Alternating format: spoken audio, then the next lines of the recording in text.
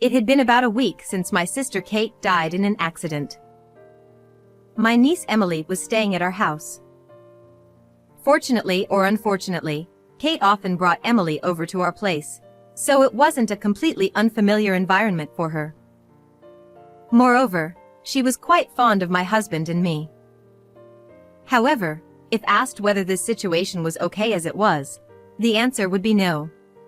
So, I decided to contact Kate's husband, Tony, once again.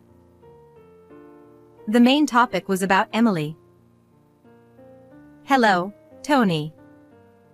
Do you have a moment? There's something I'd like to talk about." What is it? Are we strangers now? What on earth was this attitude, especially considering the situation with Emily? What do you plan to do about Emily?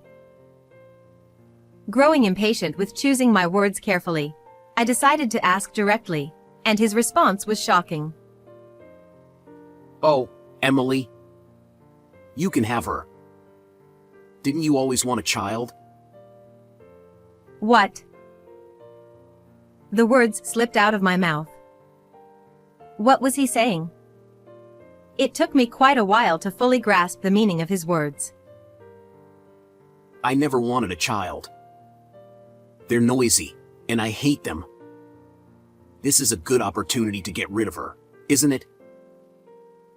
At that moment, everything in me rejected Tony as a person.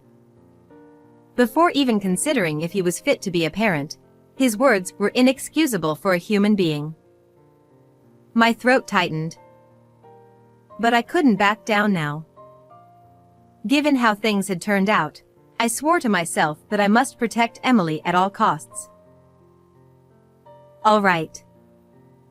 Since I can't entrust Emily to someone like you, we'll take her in. In return, don't ever contact us again. Just as I was about to hang up, I heard a voice from the other end saying, "Wait a minute." If that's the case, give me the money you saved for fertility treatment. A rare day off for the two of us together. Since both my husband, Steve, and I, Kathy, work, it's unusual for us to be able to relax like this at home during the day. It's a very nice thing. However, that peace didn't last long. A smartphone placed a short distance away started ringing. It's ringing. Yeah. I wonder who it could be at this time. I hope it's not work. I really didn't want our precious day off to be spoiled, but I couldn't just ignore it either. I reluctantly got up and picked up the phone, which was ringing on the dining table. To my surprise, the call was from my mother. We don't have a particularly bad relationship, but we don't contact each other that often, so I had no idea what it could be about. Maybe that's why I was suddenly gripped by an inexplicable sense of anxiety. Hello? Kathy, it's terrible. Kate had an accident. By the time we arrived at the hospital, my sister had already passed away. According to the doctor, the cause of death was a brain contusion resulting from a car accident. My sister Kate had passed away, leaving behind her husband and their 5-year-old daughter. I couldn't possibly accept this reality that had been suddenly thrust upon me. Why? Why did this have to happen to Kate? Steve hugged my shoulders tightly as I was overwhelmed with grief. All I could do was stand before my sister's lifeless body, shedding tears. I don't know how much time passed, but when I finally managed to regain my composure, I decided to step out of the room with Steve to talk for a bit. By the way, what about Tony? It seems he hasn't arrived yet. I wonder what's happened.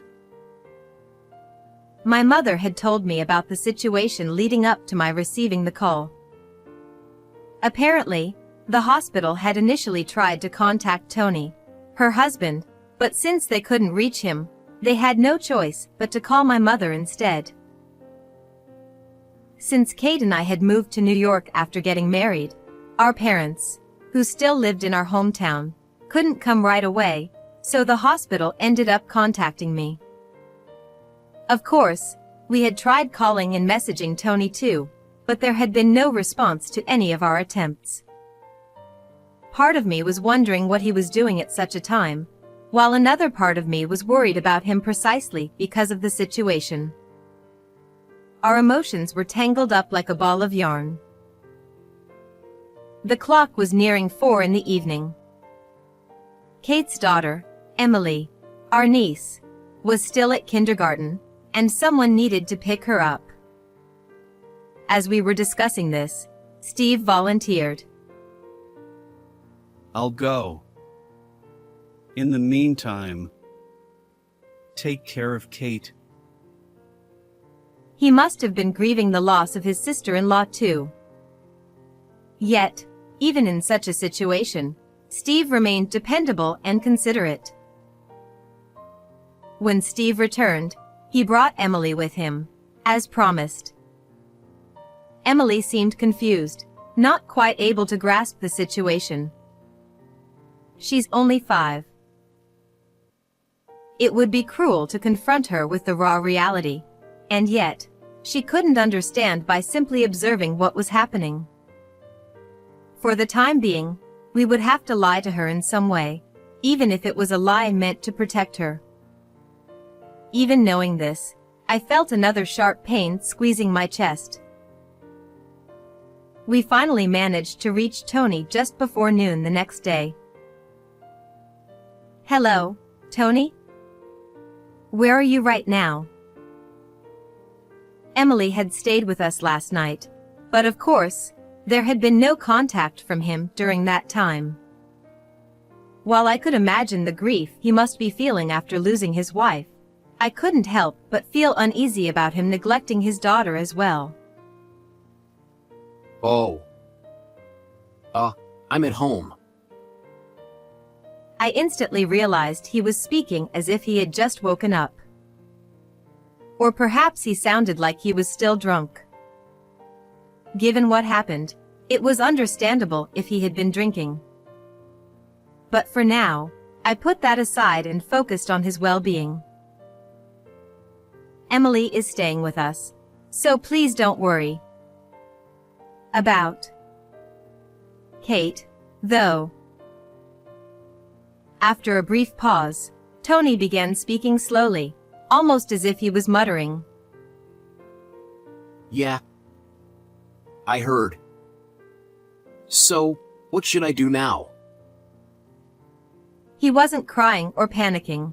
In fact, his tone was strangely calm, which struck me as odd. But thinking that he was probably just trying to keep it together, I chose not to comment on it. "Don't worry, we'll help out too." There was so much to do. Funeral arrangements, acting as the chief mourner, dealing with all the paperwork at the city hall. It was an overwhelming amount of work. It would be too cruel to burden someone in his state with all of it. I thought that by sharing the load, we could lighten the burden. But Tony kept finding ways to avoid all those tasks, and in the end, my husband, my parents, and I had to take care of everything. During that time, we also looked after Emily. Steve and I had no idea what Tony was thinking. About a week had passed since Kate's death. Emily was still staying at our house. Fortunately or unfortunately, Kate often brought Emily over to visit, so it wasn't an entirely unfamiliar environment for her. Besides, she had always been very fond of my husband and me. However, if asked whether this situation was acceptable as it was, the answer would be no. So, I decided to contact Tony again. The main issue was about Emily. "Hello, Tony. Do you have a moment? There's something I need to talk to you about." What is it? We're strangers now, aren't we? The moment I heard those words, I felt as though I had glimpsed the truth behind his calm demeanor the day after Kate died. Perhaps he didn't care at all about the tragedy that had befallen Kate. Even if that wasn't the case, what on earth was this attitude, especially given the situation with Emily? What do you plan to do about Emily? Growing impatient with choosing my words carefully, I decided to ask directly, and his response was shocking. Oh, Emily. You can have her. Didn't you always want a child? What? The words slipped out of my mouth. What was he saying? It took me a considerable amount of time to fully grasp the meaning of his words. I never wanted a child. They're noisy, and I hate them. It's a good chance to get rid of her, isn't it? Do you even realize what you're saying? Were you listening? I don't like noise. Come on, let's talk like adults, calmly. At that moment, everything in me rejected Tony as a person. Before even considering if he was fit to be a parent, his words were inexcusable for any human being. My throat tightened. But I couldn't back down now. Given how things had turned out, I swore to myself that I must protect Emily at all costs. Fine. I can't leave Emily with someone like you, so we'll take her. In return, don't ever contact us again. As I was about to hang up, I heard a voice from the other end saying, "Wait a minute." I reluctantly held the phone to my ear. If that's the case, give me the money you saved for fertility treatments. I heard you were seeing a doctor. Now you've got a child, so it's all good, right? I felt my entire body bristle in shock at his audacity to demand money. This behavior was beyond human. It should be around $30,000, right? I'll settle for that. Who does he think he is? I was boiling with rage. But I thought carefully. Considering the future, if I handed over $30,000 now as a severance fee, we might avoid any trouble later. Paying out of my own earnings wouldn't significantly impact our household finances. After a moment of silence, I spoke, my mouth feeling as heavy as lead. $30,000. I'll pay it, but don't ever contact us again. Glad we could come to an understanding. After getting the bank details, I immediately hung up the phone. I never wanted to hear his voice again. He was such a vile man. That night, I regretted my decision, just a little. Thoughts like, maybe I should have discussed it with Steve, or I wonder what Emily thinks about all this, kept running through my mind one after another. Kathy, are you crying? Huh? It was only when she pointed it out that I realized I was crying. Hey, Emily. Do you want to go back to your dad? For some reason, there was a brief pause. The reason for that pause soon came from her mouth. No, it's scary. As I thought, what that man had said was indeed true. I asked Emily, driven by the moment. Would you like to live with us from now on? Emily didn't smile, but she answered with a soft yes, her face looking a little gentler. Time flies. Over 10 years have passed since Emily came to live with us, and she has now somehow become a high school student. Perhaps she got used to us quickly because she started calling us Dad and Mom. Of course, we've talked to her about her real mother. Still, the fact that she calls us that is likely due to her strong and resilient nature. There has been one other change. About a year ago, Steve was assigned to a position overseas, so he is not at home now. Steve always keeps us in his thoughts, and he makes sure to contact us at least once every week, so I feel reassured in many ways.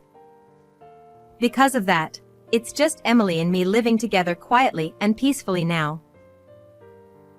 One morning, Emily had already gone to school, and I was busy with housework when I received a phone call. The caller ID on my smartphone showed an unexpected name. Hey, it's been a while. It was Tony, Emily's biological father, the man I fear and despise most in this world. 10 years ago, I had cut all ties with him, telling him never to contact us again. Yet here he was, shamelessly reaching out once more. What do you want after all this time?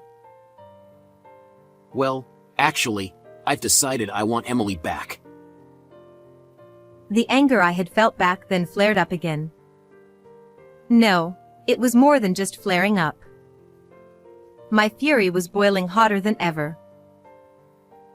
Do you even realize what you're saying? There's no way I would ever allow that. Yeah, I figured. So, if that's not possible, then just pay me some money. And of course, keep this between us. I was sure of it then. He had no intention of taking Emily back. This had been his goal from the start. Then there was only one thing to do. I hung up the phone without saying a word. But the phone rang again. You know what you need to do, right? Otherwise, who knows what I might do. If things continued like this, Emily might be in danger. No, she would almost certainly become his target. That was the one thing I absolutely had to prevent. No matter what, I had to protect Emily. And for that, I couldn't afford to be choosy about my methods. How much do you want? Once again, I had fallen into this man's trap. I didn't consult Steve, partly because I didn't want to worry him, and partly because I just couldn't bring myself to do it. The threatening phone calls continued every few months.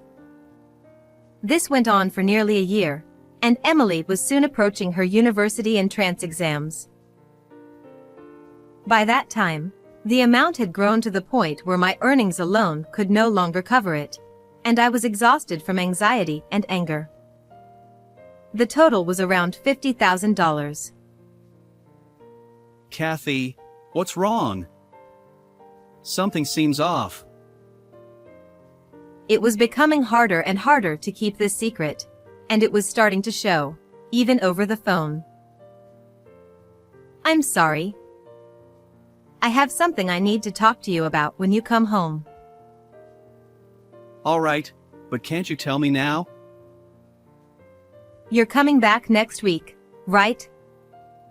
I'd rather talk then, please. Okay, I understand. Steve didn't press further. This was too important, and I didn't think it was something that should be discussed over the phone. The following week, as soon as Steve returned home, I confessed everything. I told him that Tony had contacted me again, that he had been extorting money using Emily as leverage, that the amount had become an absurdly large sum, and that I had kept quiet until now because I couldn't bring myself to say it. I'm so sorry. I never meant for this to happen. A deep feeling of remorse welled up from the bottom of my heart. Tears flowed and fell along with those words. If what you're saying is true, I wish you had told me from the very beginning. But don't worry.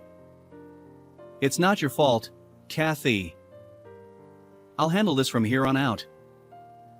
And besides, it's all my fault for ever introducing you to someone like him. I had seen many sides of Steve over the years. But at this moment, Steve was the saddest, the most dependable, the most passionate, and, above all, the most filled with anger. It was Steve who had introduced my late sister, Kate, to Tony in the first place. Steve and Tony had originally been senior and junior members of the same university club, and he was the one who introduced my sister to Tony. After hearing my story, Steve deeply regretted that decision. I found his weakness. This should be the end of him. Since then, Steve had been visiting mutual friends and had finally managed to uncover some information. I figured out why he's been trying to extort money. It's because of gambling. He's drowning in debt because of it, and apparently, he's even been dipping into his company's funds to pay it off. Apparently, Tony's workplace was a startup company founded by a senior from the same university club days. For the past few months, there had been discrepancies in the company's accounts. Above all, using his own daughter as bait to demand money and then gambling it away was the height of depravity. I found it absolutely unforgivable. So, what are we going to do now? I've already taken care of it. Now we just wait and see. It seemed Steve had spoken with his former classmate, the head of the startup, and reported everything to the appropriate authorities. Then it happened. The doorbell rang with a ding-dong. Hey! Come out! I'm in a lot of trouble because of you. Startled by the loud voice coming through the intercom, Emily peeked out from her room. I'll go out. Emily, stay in your room. Hey, it's you, right? Steve. Thanks to your meddling, I'm being sued by the company. Do something about it. You brought this on yourself. Accept your punishment quietly. Don't be ridiculous. First of all, it's a parent's debt, so the child should pay it back, even if it means selling her body. Enough already. I flinched at Tony's angry shouting, which I could hear even from the dining room, and then I saw Emily pass right in front of me. Emily, where are you going? I told you to stay in your room. Emily smiled as if to say, "It's okay," and walked straight toward the entrance. Oh, is that Emily? You've grown. I am the daughter of the two people in this house. What a way to talk to me after 10 years. But unfortunately, you're still my daughter. The unfortunate one is you. In this country, once you turn 14, you can choose your own parents. I'm 17 now. So, I decide who my parents are. And I have never, not even once, thought of you as my father. If you continue to harm my parents, I will sue you for child abandonment. Emily spoke in a single breath. Steve and I, who had followed Emily, were overwhelmed by her words. Emily had done her research and was confronting her biological father with an unyielding attitude, one we had never seen before. I could only imagine what kind of fear lay behind that courage. Hey, acting all grown up, huh? Fine, fine. I'll leave for today. To me, his voice sounded slightly shaky. He must have been caught off guard by such an unexpected blow. With those words, Tony turned on his heel and left. I'm surprised. I didn't know you were studying that much. I was so surprised that I shivered. I had never imagined that the day would come when the daughter I thought I was protecting would end up protecting us. I'm so surprised too. Thank you, Emily. Then Emily, with a smile I had never seen before, though a bit shy, said, I'm the one who should be thanking you. She continued, If things had gone differently, when Mom passed away, I would have ended up with him. Just imagining that life is terrifying. But you two took me in and raised me. I've always been grateful, and I will always be grateful. So, thank you. My vision blurred with tears. I couldn't clearly see my dear daughter's face.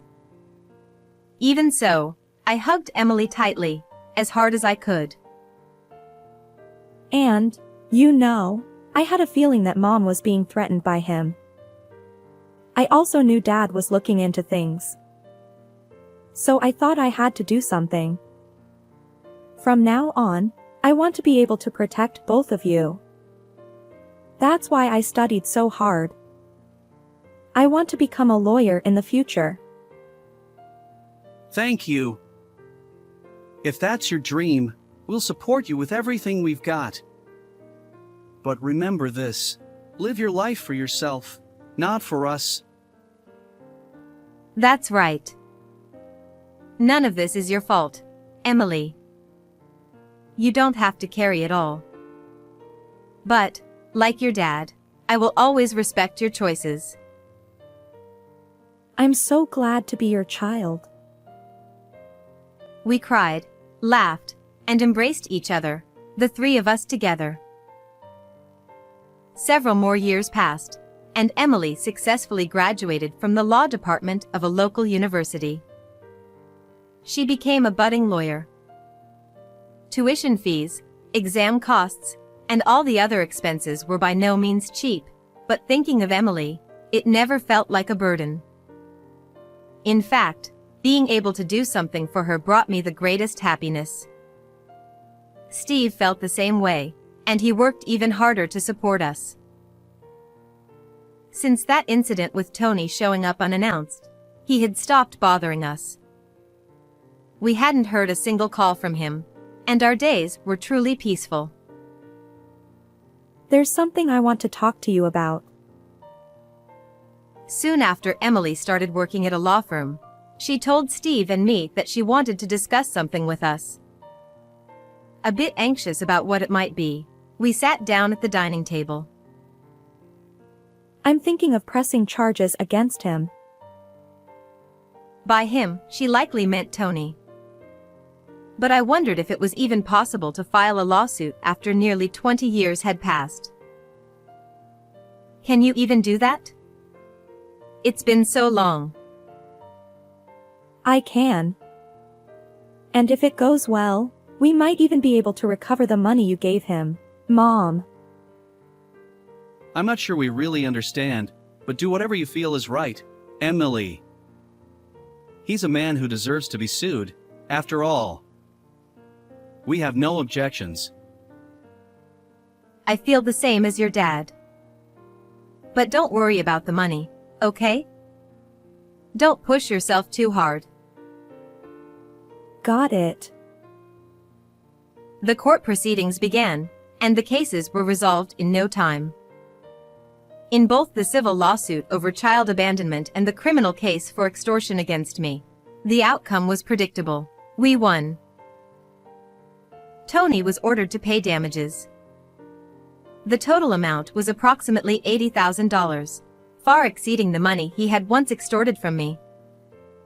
However, Tony, who had already been drowning in debt, had no way of paying such a large sum immediately, and he was finally forced to declare bankruptcy. When all the court proceedings wrapped up smoothly, Tony, whom I saw for the first time in years, looked drastically worn out. Emily, Don't ever show your face again. Goodbye. Her cold words pierced through, but there was no room for sympathy. And so, the long battle finally came to an end. According to Steve, the rumor is that Tony, after declaring bankruptcy, got involved with loan sharks and is now living a harsh life. He has been abandoned by his friends and associates and is likely living in poverty. He went bankrupt, right? Why would he get involved with loan sharks?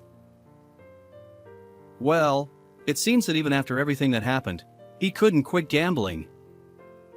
He wasn't always like this, you know. Steve reflected nostalgically on the past. To those who knew him back then, Tony did seem like a reckless guy, but no one expected it to come to this. It is, indeed, a case of reaping what you sow. Meanwhile, Emily's work as a budding lawyer is going well, and she seems very busy every day. She is prioritizing cases involving children, such as child abuse and neglect.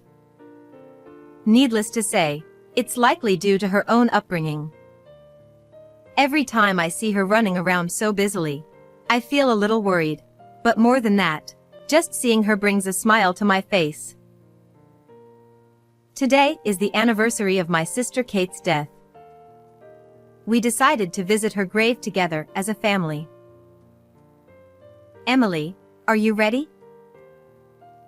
Emily, who had taken the day off for this occasion, was modestly dressed up. Not long ago, she was still my niece Emily, but she grew up so much, and now she is a respectable lawyer, our beloved daughter Emily. As I felt the swift passage of time, a mix of happiness, deep emotion, and just a bit of sadness swept over me. I'm almost ready. Okay, I understand. I left Emily's room. As Emily grew older, she began to look more and more like Kate. Perhaps that's where the sadness came from. Sorry to keep you waiting. Mom, what's wrong? Her words jolted me back to reality. I realized I was crying. It reminded me of something that had happened a long time ago, and I found it a bit amusing. That's always been the case for me. When I'm overwhelmed, tears come before words. Huh? Oh, it's nothing. Just a yawn. Did Emily catch that little lie? But it didn't matter. All right, let's go. Kate's grave was in our hometown. After about a 2-hour drive with Steve, we finally arrived at the small church nestled quietly in the serene, rural mountains. Next to the church was Kate's grave. It had been several years since our last visit, but I was sure my parents visited frequently. The gravestone and flowers were well maintained. Mom, it's been a while. She softly touched the gravestone as she spoke. Watching her, I teared up again. And I spoke silently in my heart. Many things have happened, but Kate, your daughter has grown up to be such a fine person. She became a lawyer and is helping many children. And we will continue to make sure our daughter remains happy. How did you enjoy today's story? Don't forget to subscribe to the channel. See you in the next video.